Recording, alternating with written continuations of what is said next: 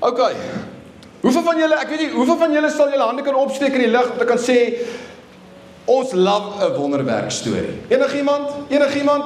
Ons love 'n storie waar God net just show up and he showed off. Wel, almal van ons hou van so 'n storie. Almal van ons hou van 'n wonderwerk storie waar iemand 'n Sondag gekom het en die Here het met hom gepraat oor vrygewigheid en hy het sommer direk daarna van na die kerk het hy ingegee en hy het vrygewe geraak en hy het dalk vir die kerk gegee of hy dalk vir iets gegee en ewe skielik maandag stap hy daar in die werk in en die baas roep hom in en die baas sê vir hom, luister jy kry 'n promotion en sommer 'n verhoging op jou salaris en jy sê, man, what a story.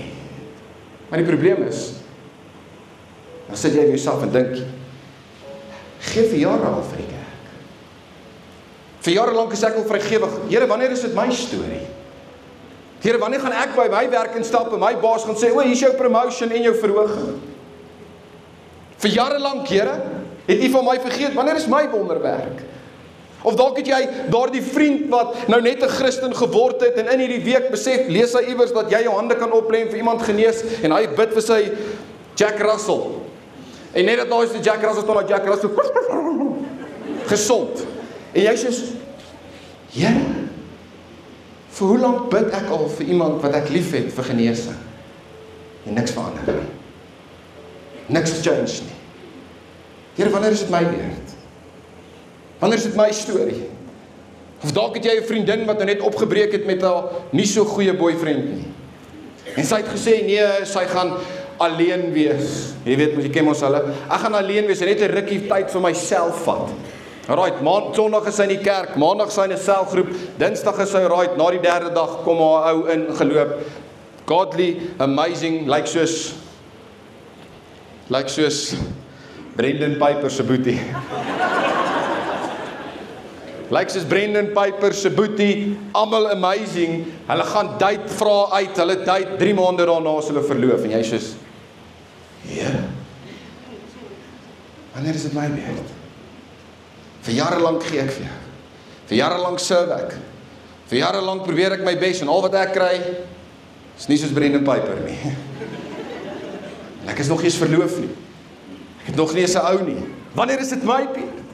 Kerk, hier is my vraag vir my, wat doen jy as jy voel God het jou teleurgestel?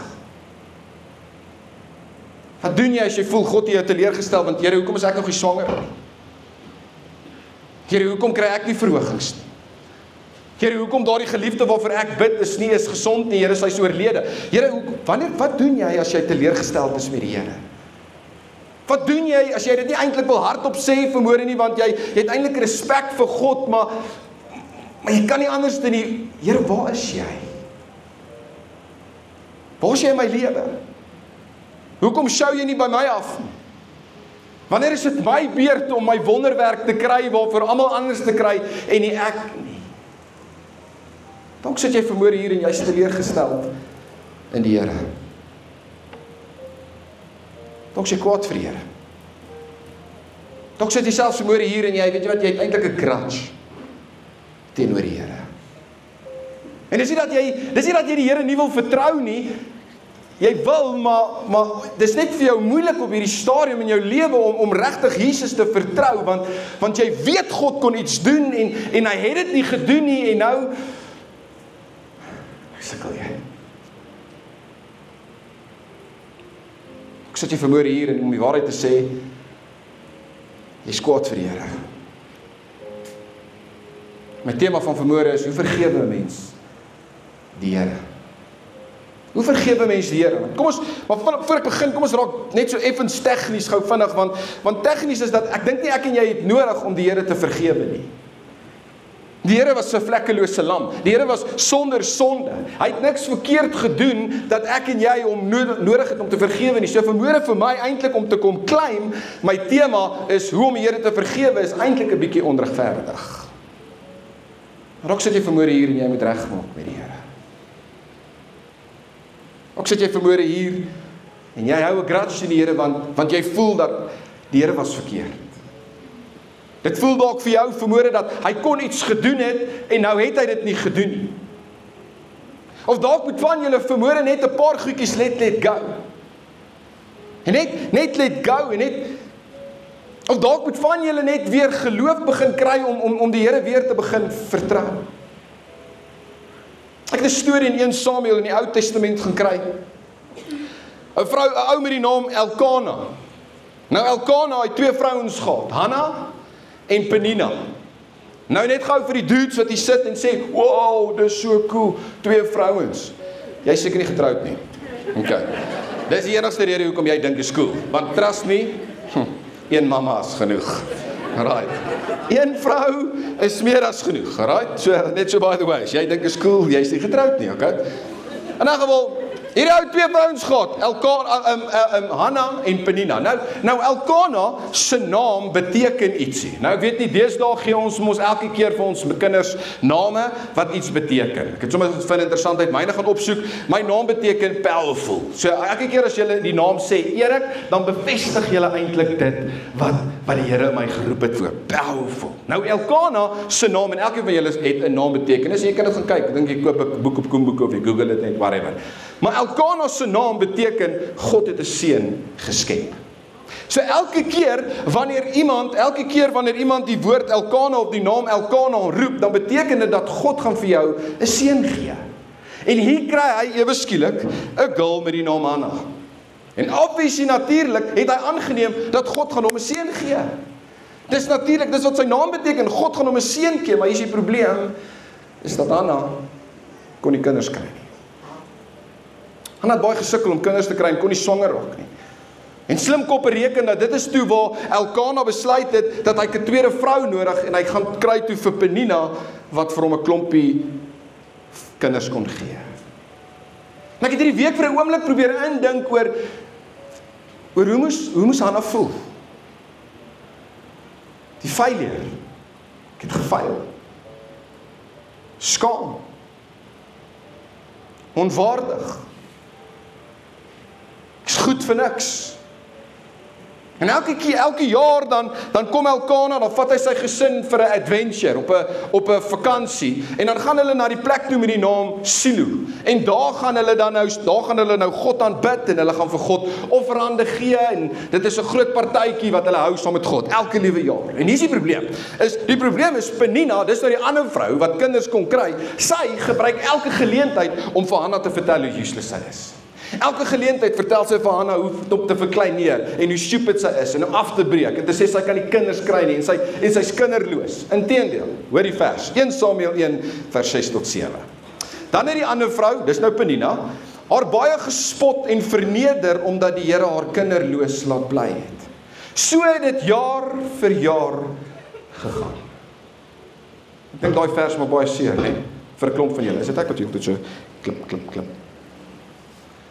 En daai kan seer maak vir 'n klomp mense. Jaar na jaar. Elke keer as Hanna in die huis van die Here gaan offer het Penina haar gespot, sodat sy gehuil het en nie wou eet nie. So hier aan die een kant het ons vir Hanna, hierdie absolute oudelike, godly meisie. En aan die ander kant het ons vir Penina. Nou Penina is die girl wie jou ma jou gewoonlik teen waarsku om nie meer maatjies te wees nie. Sy's vicious. Sy was wreed. Sy was terrible. Ek dink vir 'n oomblik wat in die gedagtes aangegaan het van Hanna. Ek het myself vir die week regtig probeer inleef by Hanna. Here, hoekom kon ek nie 'n kind kry nie? Here, hoe kan U vir Penina bless wat so vicious is, wreed is? Here, U kon vir my nie 'n kind gee nie. Here, ek is getrou. Here, ek het U lief.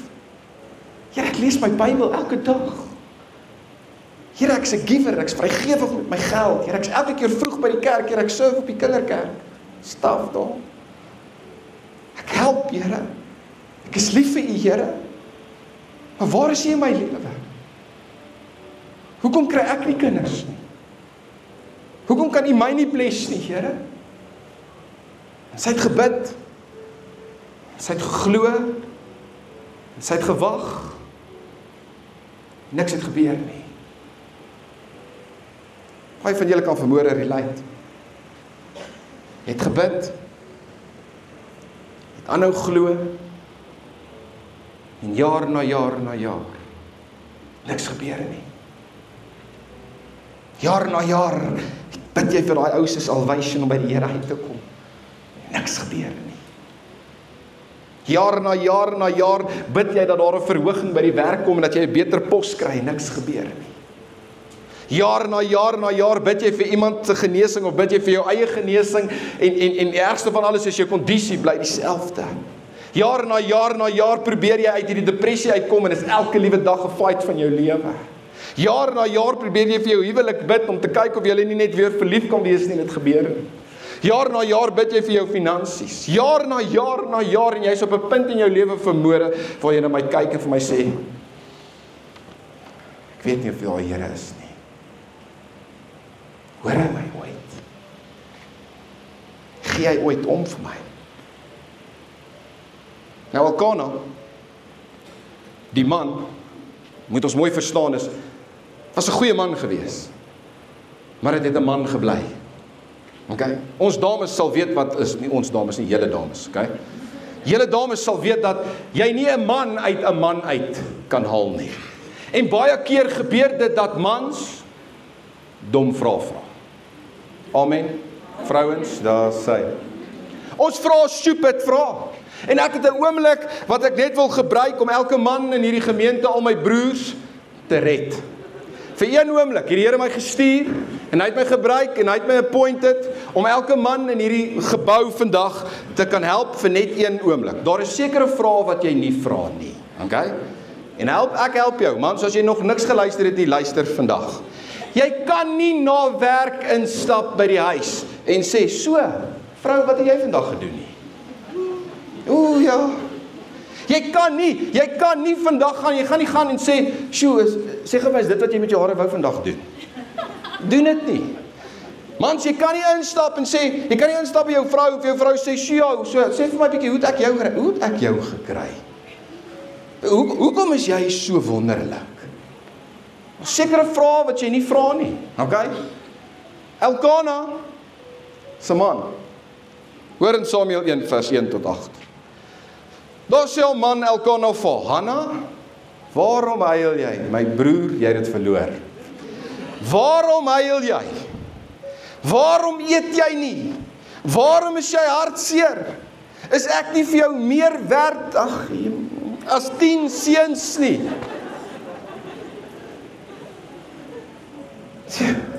Ek wou deur die Bybel spring en vir Elkana aan die keel gryp en sê, my broer, jy gaan in die dakbox wees oor hierdie vraag.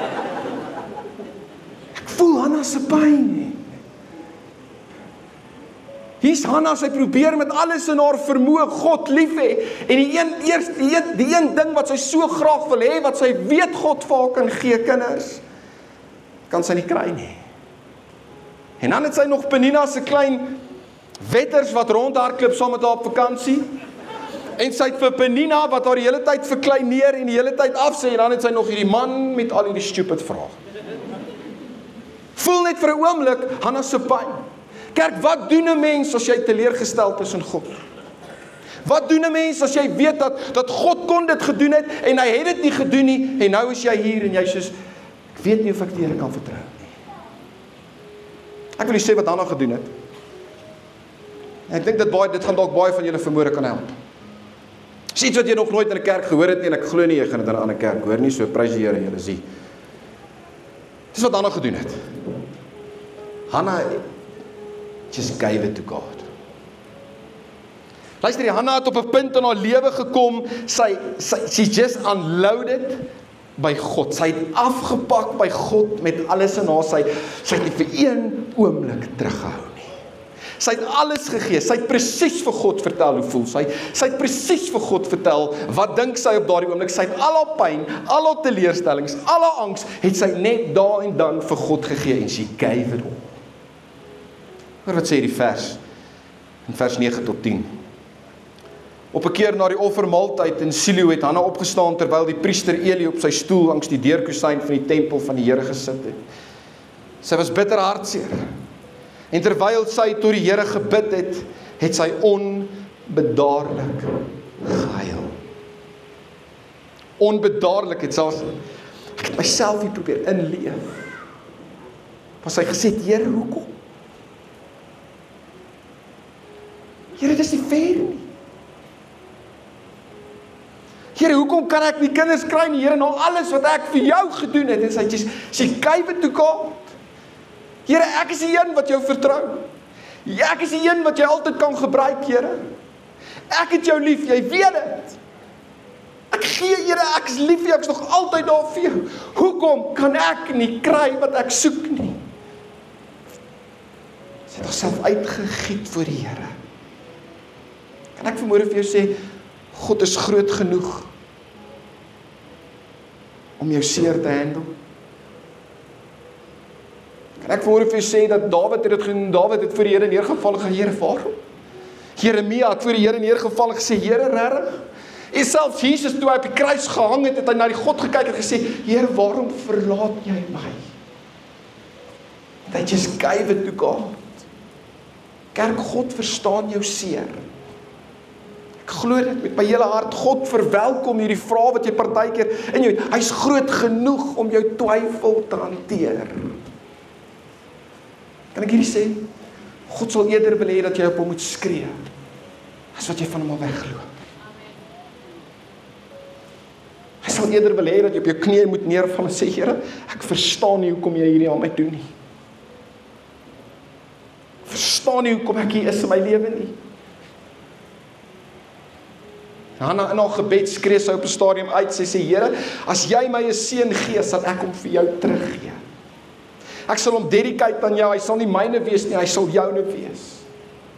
En ons 'n interessante gesprek, as jy gaan lees verder, tussen hier Eli die priester en Hanna, waar Eli die priester dink dat Hanna is dronk, en sy sê, ek is nie gedronk of niks nie. En aan die einde van die gesprek kom die volgende woorde in vers 17.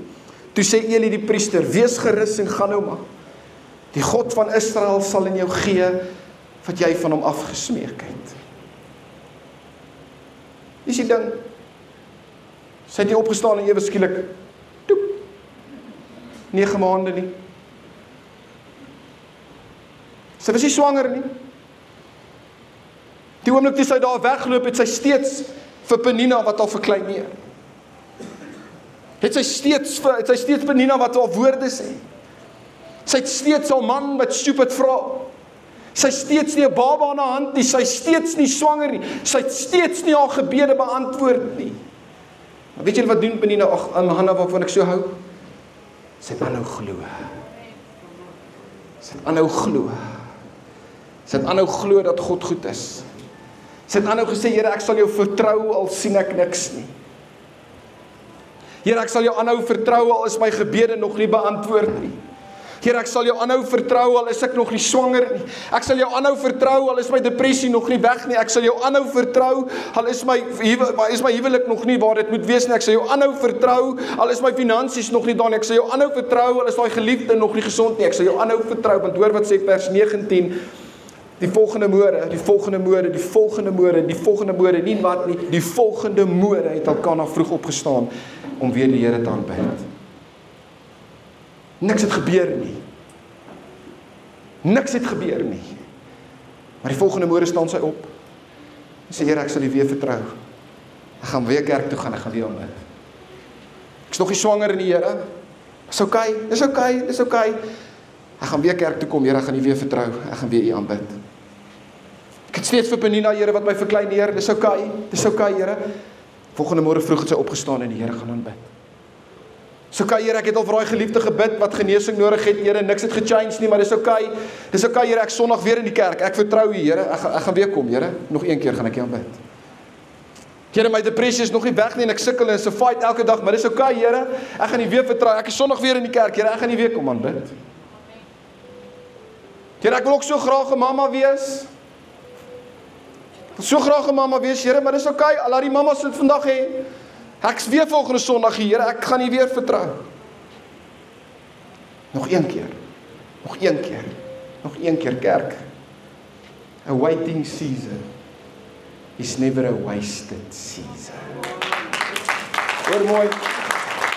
A waiting season is never a wasted season. Net omdat jy nou niks sien gebeur nie, beteken dit nie God is nie besig om iets te doen nie. Hy hoor jou hart. Hy hoor jou gebede. Soveel van julle vanmôre wat voel jy's in 'n waiting season. Hey, ek wil vir jou vertel, it's not a wasted season. God is besig om iets te doen. In vers 19 gaan aan. Is nie klaar daar waar ons gelees het nie. Volgende môre het Elkana hulle vroeg opgestaan, die Here aanbid en teruggegaan huis toe. En nadat hulle huis tuis gekom het in Rama, het Elkana gemeenskap gehad met sy vrou Hanna. En die Here het aan haar gedink. En by die verwisseling van die jaar was Hanna swanger. Sy het 'n seun in hierdie wêreld gebring en uitgeroep, sy naam is Samuel. Van die Here het ek hom afgesmeek. Kerk, God's delays are not necessary God's denial. Okay? Ek weet nie wie se woorde by die kerk nie. Ek weet nie wie se woorde by die kerk nie. Ek weet nie wie van julle kom kerk doen nie. Is nie asof julle kaartjies koop nie. Okay? Jy sit dalk vanmôre hier en jy's teleurgesteld in God. Jy sit dalk vanmôre hier en jy's kwaad vir God. Jy sit dalk vanmôre hier en jy hou 'n grudge teen God. Kan ek jou vanmôre uitnooi? Gee dit vir die Here. Ja, gee dit, give it to him. Unload by die Here. Vertel hom jou hart, vertel hom jou angs, vertel hom jou seer. Vertel hom wat jy moet, dalk is dit nodig vir jou om net die Here te laat weet en sê, Here, ek is nie kwaad vir jou nie. Beloof ek is nie kwaad vir jou nie. Beloof so, ek het dit laat gaan. Kerk, ek is vir nodig vir jou om vir die Here te sê, ek weet jy kon dit gedoen het. Ek weet jy kon. Maar jy is vanmôre hier en jy het dit nog nie gedoen nie en dit is okay. Ek het vanmôre gekies om jou te glo. Ek kies vanmôre om jou aanhou te vertrou. Ek kies vanmôre om jou aanhou te hê, nie omdat ek weet wat jy kan doen nie, maar omdat ek weet wie jy is. Kerk, God sal jou nooit, ooit los nie. Nooit. God sal jou nooit verlaat nie. Laat gaan vanmôre na die seer teenoor God. Laat gaan vanmôre daar die grudge teenoor God. Jy kan vanmôre jou hande in die lug opsteek, terwyl jy in 'n waiting season is. Because it's never a wasted season. Ek het 'n liedjie gebring. Ek wil hê ons vir 'n oomblik gebruik met God. Die liedjie gaan speel. Die liedjie se naam is Do It Again. That you can do it again. Ek wil jou uitnooi vanmôre. Jou uitnooi, ons gaan lekker staan en dan gaan ons saam worship. En dalk is dit nodig vir jou die liedjie so 4 minute lank. Dalk is dit nodig vir jou om just to give it to God. Vir 'n oomblik. Net te sê, Here, hier is my hart weer. Dalk is dit nodig vir jou om te laat gaan. Dalk is dit vir jou nodig om vir Here te laat weet dat jy is nie kwaad voel nie. Ek het mense gehad, ek het mense genooi vanmôre om hier voor te kom staan om te kom bid saam met jou. As jy voel jy het iemand nodig wat saam met jou moet kom om te kom bid. Ek het 'n gebedsspan gevra. Dit is 4 minute. Van jy nou worry oor wat ander mense van jou gedink as jy vorentoe loop. Kom. Laat hulle vir jou bid. As jy nie wil nie, bid alself in jou stoel. Kom ons gebruik hierdie oomblik om te sê, Here, hier's ek. Dis my hart vanmôre. Kom ons speel daai liedjie op. Ons kan staan en kom ons sing saam.